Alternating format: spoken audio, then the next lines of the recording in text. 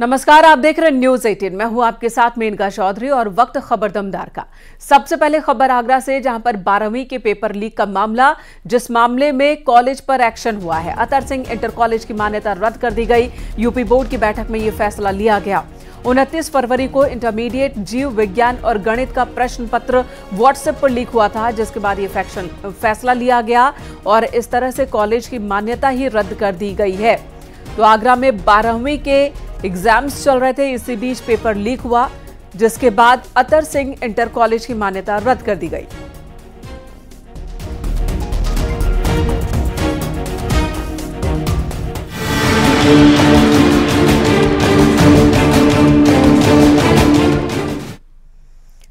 आज की सबसे बड़ी खबर, जल्द ही योगी कैबिनेट का बड़ा फेरबदल होने जा रहा है, जिसे लेकर आज सुबह सीएम योगी आदित्यनाथ ने राजभवन पहुंचकर राज्यपाल आनंदीबेन पटेल से मुलाकात की।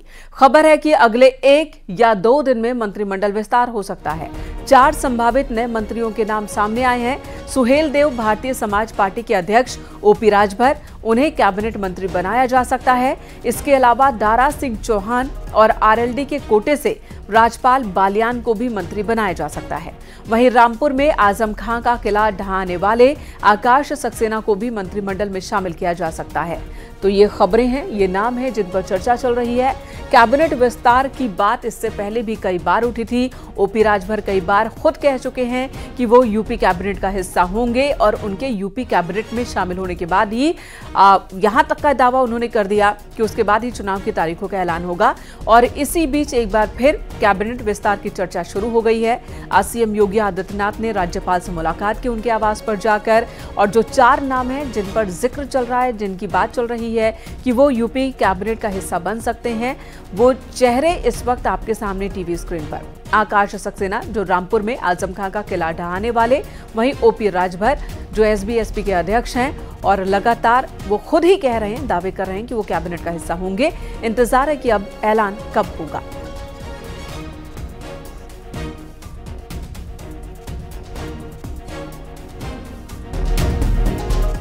राजभवन से या मुख्यमंत्री ऑफिस से हम लोगों को कोई एथेंटिक सूचना न मिल जाए, तब तक उस पर क्या कहा जाए।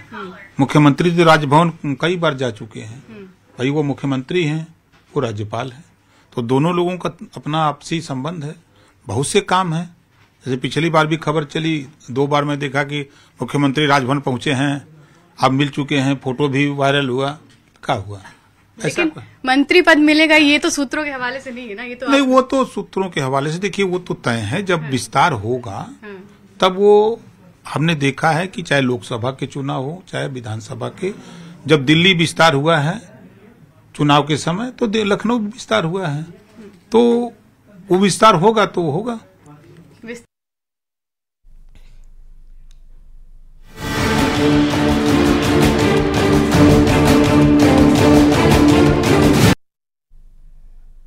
वहीं आज माना जा रहा है कि बीजेपी देर रात तक अपनी पहली लिस्ट जारी कर सकती है। हालांकि बीजेपी के संभावित उम्मीदवारों की लिस्ट भी सामने आई है।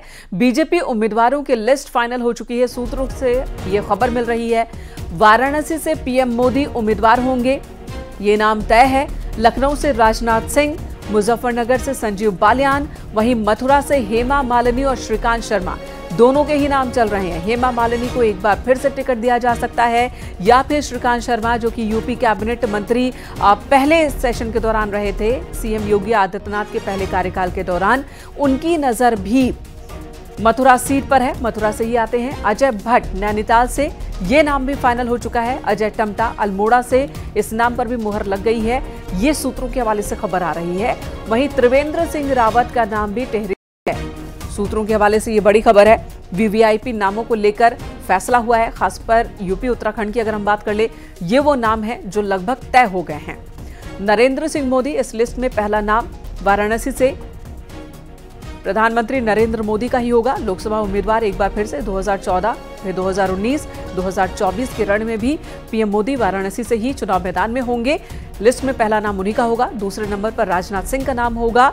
तो वहीं ये तमाम वो नाम हम आपको दिखा रहे हैं जो लगभग तय हो चुके हैं। एसपी सिंह बघेल आगरा से एक बार फिर होंगे, राजवीर सिंह एटा से होंगे, अजय भट्ट नैनीताल से होंगे, अजय टमटा अल्मोड़ा से होंगे। ये वो संभावित उम्मीदवार हैं। महेश शर्मा गौतम बुद्ध नगर से एक बार फिर चुनाव मैदान में होंगे। वीके सिंह भी गाजियाबाद से चुनाव मैदान में ताल ठोकते नजर आएंगे। सतीश गौतम के नाम पर भी मुहर लग गई है, अलीगढ़ से वो चुनाव लड़ेंगे ऐसा बताया जा रहा है। तो आगरा से एसपी सिंह बघेल एक बार फिर से चुनाव मैदान में होंगे। राजनाथ सिंह लखनऊ से, संजीव बालियान मुजफ्फरनगर से, दिनेश लाल यादव एक बार फिर आजमगढ़ से होंगे, जिन्होंने पिछली बार आजमगढ़ में उपचुनाव के दौरान जीत हासिल की थी।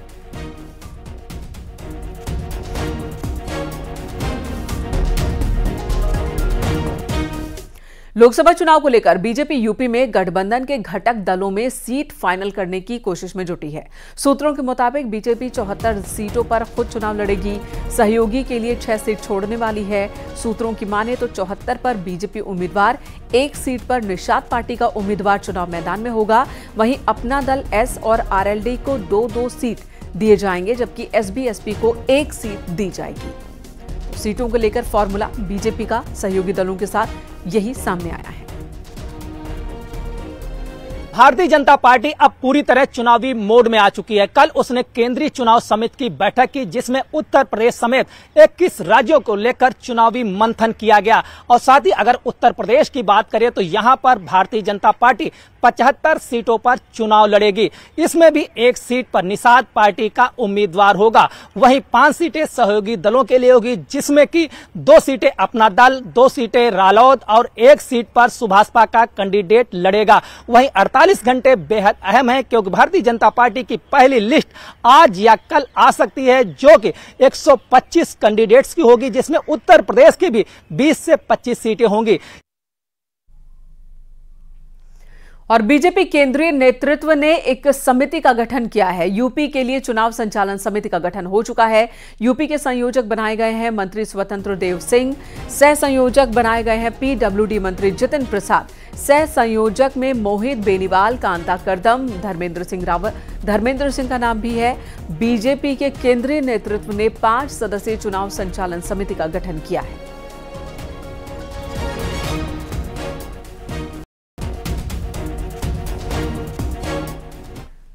और जौनपुर पहुंचे केंद्रीय मंत्री नितिन गडकरी ने 10,000 करोड़ से ज्यादा की परियोजनाओं का शिलान्यास किया। जिले के लिए 10 राजमार्ग परियोजना का शिलान्यास किया गया।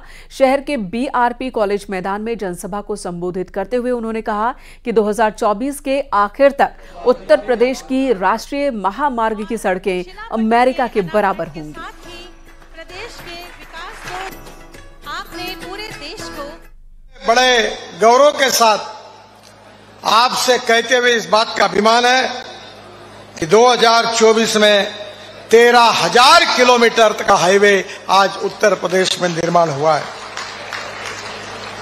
पिछली बार मैं जब यहां आया था तब मैंने आपको ये विश्वास दिया था कि 2024 समाप्त होने के पहले उत्तर प्रदेश के राष्ट्रीय महामार्ग अमेरिका के बराबर होंगे। निश्चित रूप से मेरा विश्वास है कि 2024 के समाप्त होने के पहले उत्तर प्रदेश के राष्ट्रीय महामार्ग की सड़कें अमेरिका के बराबर होगी।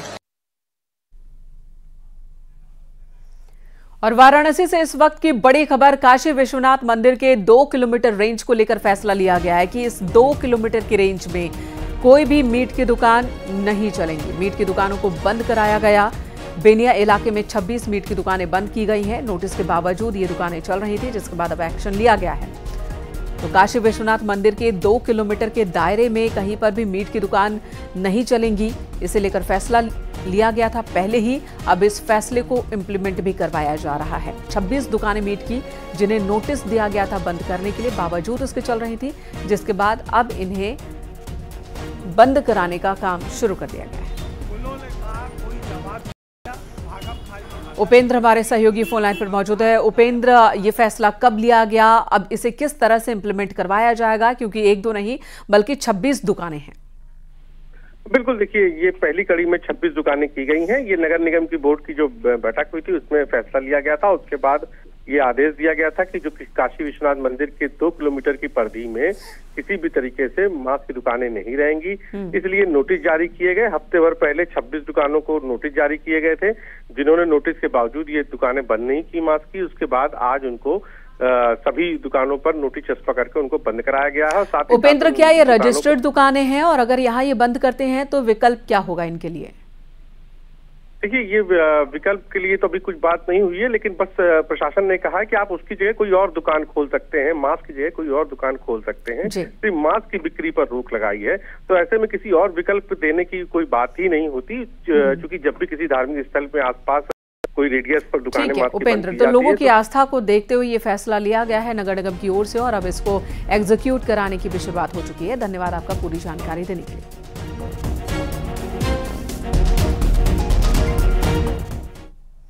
लखनऊ से बड़ी खबर, सिपाही भर्ती पेपर लीक मामले में एसटीएफ का एक्शन जारी है। पेपर लीक कराने वाले एक आरोपी को गिरफ्तार किया पुलिस ने। मुजफ्फरनगर से प्रवीण उर्फ मिंटू बालियान को गिरफ्तार किया गया। ये सेना से रिटायर्ड है और उसके बाद पेपर आउट कराने, नकल कराने वाले गिरोह के साथ काम कर रहा था। कल एक गिरफ्तारी हुई थी कपिल तोमर की। कपिल तोमर से पूछताछ के दौरान ही इस गिरोह की और जानकारी मिली और अब गिरफ्तारी हुई है मिंटू बालियान की। 2024 की केंद्रीय सशस्त्र पुलिस बल परीक्षा का पेपर आउट हुआ था। मिंटू भी उसमें आरोपी है। सशस्त्र पुलिस बल परीक्षा के 9 एडमिट कार्ड बरामद किए गए और साथ ही क्वेश्चन पेपर्स भी बरामद किए गए हैं।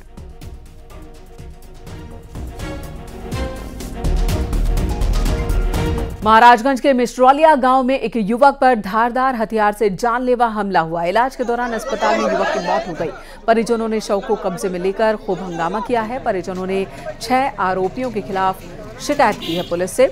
हत्या के विरोध में परिजन ब्रिजमनगंज कोल्हुई मार्ग पर शव रखकर विरोध करते दिखे। पुलिस के समझाने पर किसी तरह परिजनों ने लाश को हटाया, अंतिम संस्कार किया। 3 लोगों को पुलिस ने हिरासत में लिया है पूछताछ के लिए।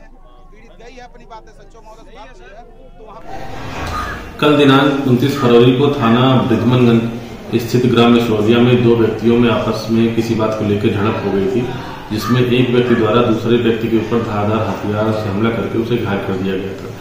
घायल व्यक्ति की कल दौरान इलाज दुखद मृत्यु हो गई। आज मृतक की मां की तहरीर के आधार पर 7 व्यक्तियों के विरुद्ध सुसंगत धाराओं में अभियोग पंजीकृत किया गया है, जिसमें से मुख्य अभियुक्त को गिरफ्तार करने के साथ साथ 2 अन्य व्यक्तियों को भी हिरासत में लिया गया है। मौके पर शांति व्यवस्था है, अग्रेतर विवेचनात्मक कार्रवाई प्रचलित है। कानपुर में तंबाकू कंपनी के ठिकानों पर आयकर विभाग की छापेमारी लगातार जारी है। आयकर विभाग के 15 से 20 अधिकारियों की टीम दिल्ली, मुंबई और गुजरात समेत 20 ठिकानों पर जांच कर रही है। कंपनी के दिल्ली वाले ठिकाने से 60 करोड़ की कीमत की रोल्स रॉयल्स समेत 4 लग्जरी कारें बरामद की गई। साथ ही 4.5 करोड़ रुपए कैश बरामद किए गए हैं। तंबाकू कंपनी के ठिकानों के आसपास भारी संख्या में पुलिस फोर्स की तैनाती की गई है। अरबों के टर्नओवर वाली कंपनी महज 20 से 25 करोड़ रुपए के आय का हिसाब दे पाई। सूत्रों की माने तो जांच में आगे कई और बड़े खुलासे हो सकते हैं। अब तक 6 करोड़ के लगभग कैश बरामद हुए हैं।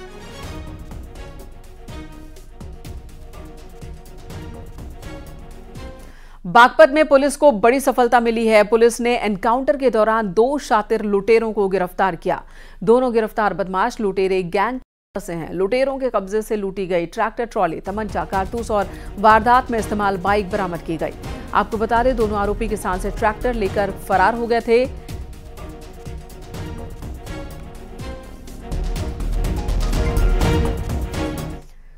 बांदा में मानवता को शर्मसार करने वाला मामला सामने आया। आरोप है कि आईटीबीपी जवान की पत्नी मायके गई हुई थी, जहां पर 3 साल की मासूम से रिश्ते के मामा ने हैवानियत की है। जानकारी मिलने पर बच्चे के पिता ने केस दर्ज कराने की कोशिश की, लेकिन पहले थाने ने केस दर्ज करने से इनकार कर दिया। पीड़ित पिता ने एएसपी से शिकायत की, जिसके बाद एएसपी के निर्देश पर रिपोर्ट दर्ज हुआ और एएसपी ने जांच रिपोर्ट के आधार पर सख्त कार्रवाई की बात कही है।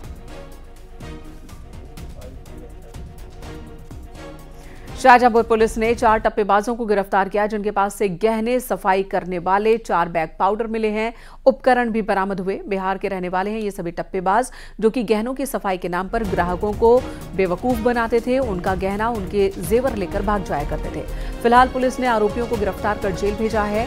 इनके पास से 7,000 रुपए बरामद भी किए गए हैं।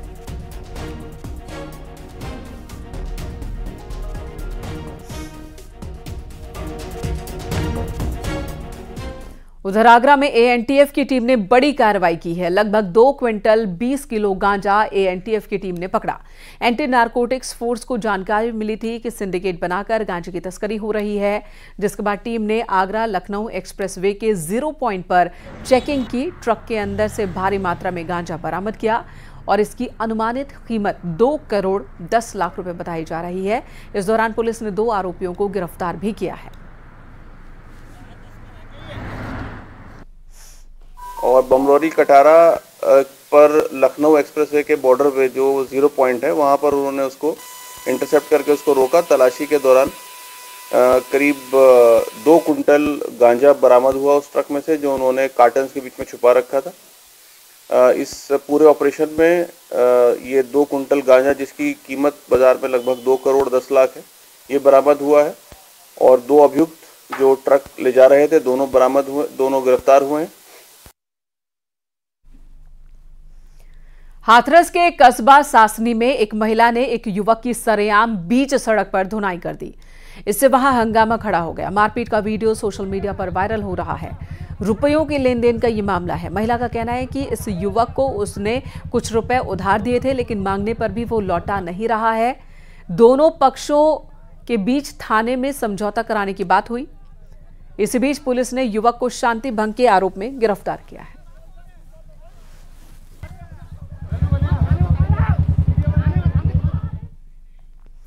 वाराणसी को नया बनारस बनाने की कवायद लगातार जारी है। पीएम मोदी के सपने को योगी सरकार लगातार साकार कर रही है। इसी कड़ी में वाराणसी का अब जुड़वा स्वरूप तैयार किया जा रहा है, जिसके तहत विश्व की सबसे प्राचीन नगरी का डिजिटल 3D ट्विन मैपिंग बनाए जाने की तैयारी शुरू हो चुकी है। इसकी जिम्मेदारी वाराणसी के काम कर रहे स्मार्ट सिटी कॉरपोरेशन को दिया गया है। इस 3D मैपिंग से शहर बनारस के विकास का खाका बड़े ही आसानी से खींचा जा सकेगा। इससे मूलभूत सुविधाओं को सुदृढ़ बनाया जाना आसान हो जाएगा। इसके अलावा बढ़ रही क्राउड को मैनेज करने के साथ ही सुरक्षा के लिए ये तकनीक बेहद कारगर साबित होगा। शहर के विकास के लिए काम करने वाली सरकारी संस्थाओं के लिए एक ही क्लिक पर शहर का 3D मैप सामने होगा, जिससे विकास की रणनीति बनाना आसान हो जाएगा।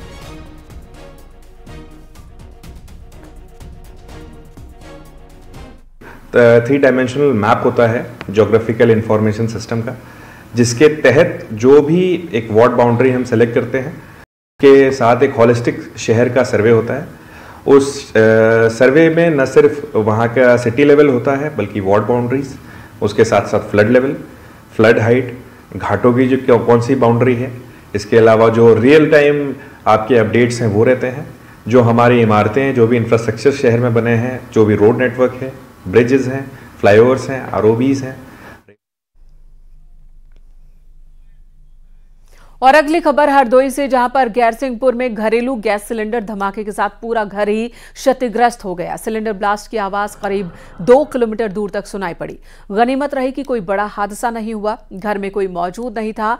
ढही हुई इमारत को देख समझा जा सकता है कि इस सिलेंडर ब्लास्ट कितना जोरदार रहा होगा।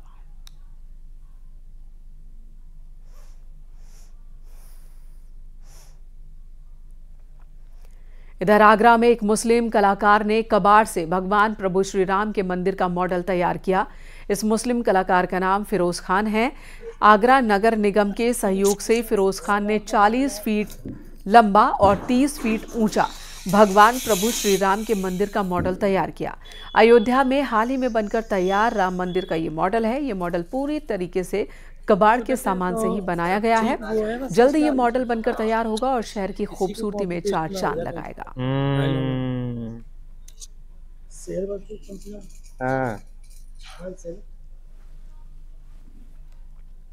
हाथरस पुलिस ने घर से हुई चोरी की घटना का खुलासा करते हुए एक शातिर चोर को गिरफ्तार किया।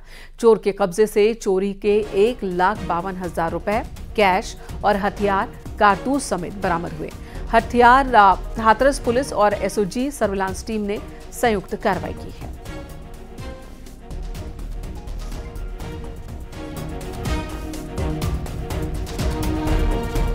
इधर यूपी में हुए स्कॉलरशिप घोटाला मामले में बड़ी कार्रवाई हुई। जांच एजेंसी ईडी ने शिवम गुप्ता नाम के एक आरोपी को गिरफ्तार किया है। गिरफ्तार आरोपी लखनऊ से दुबई भागने की फिराक में था। आरोपी Gupta institute of management and technology का संचालक है। शिवम गुप्ता पर 2014 से 2022 तक करीब 7 करोड़ 70 लाख रुपए की स्कॉलरशिप हड़पने का आरोप है। गिरफ्तारी के बाद आरोपी को कोर्ट में पेश किया गया, जिसके बाद कोर्ट ने उसे 7 दिन की कस्टडी रिमांड पर भेजा है।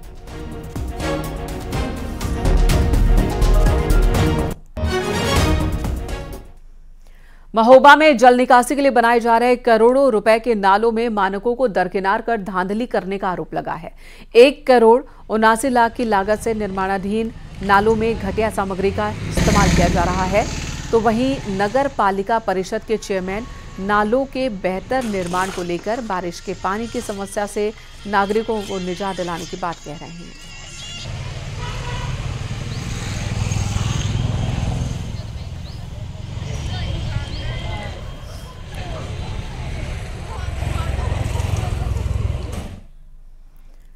अनंत और